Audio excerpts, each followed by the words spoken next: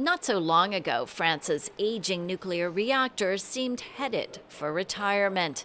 President Emmanuel Macron had called for closing more than a dozen of the country's 56 reactors by 2035 and sharply reducing nuclear's share in the country's electricity mix. But earlier this year, that changed. What our country needs, and the conditions are there, is the rebirth of France's nuclear industry. Now, along with boosting green energy, Macron wants to build up to 14 nuclear plants in the coming decades. And he's not alone. Belgium recently decided to extend the life of its 2 nuclear reactors by a decade, delaying plans to fully exit nuclear energy. Poland and Romania are eyeing smaller cutting-edge reactors that are quicker and cheaper to build than traditional ones. Britain also plans to build new plants, even as it retires most of its aging fleet in the coming years.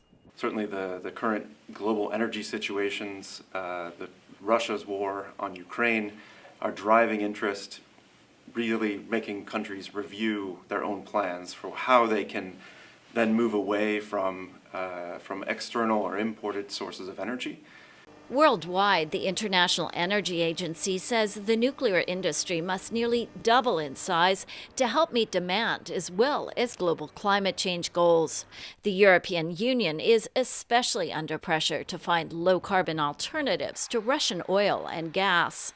France, the EU's largest nuclear energy producer, led the lobby to put nuclear on Brussels' list of climate-friendly sources.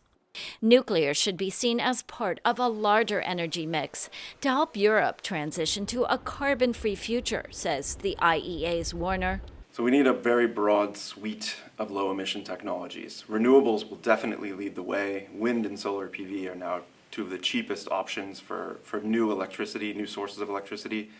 For some countries, however, nuclear energy is not an option. Germany, highly dependent on Russian energy, still plans to shut its 3 remaining nuclear plants by the year's end. Environmental activists say countries like France should do the same. Yes, there is an alternative to nuclear energy, and that's why we need to invest on this 100% renewable mix, electricity and energy, because for us, nuclear is not a safe energy.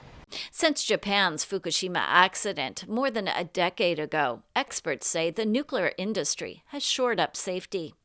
Less clear is how well reactors can sustain military offenses, like in Ukraine. Europe also needs energy now. While newer models have shorter construction timelines, they still take years to build.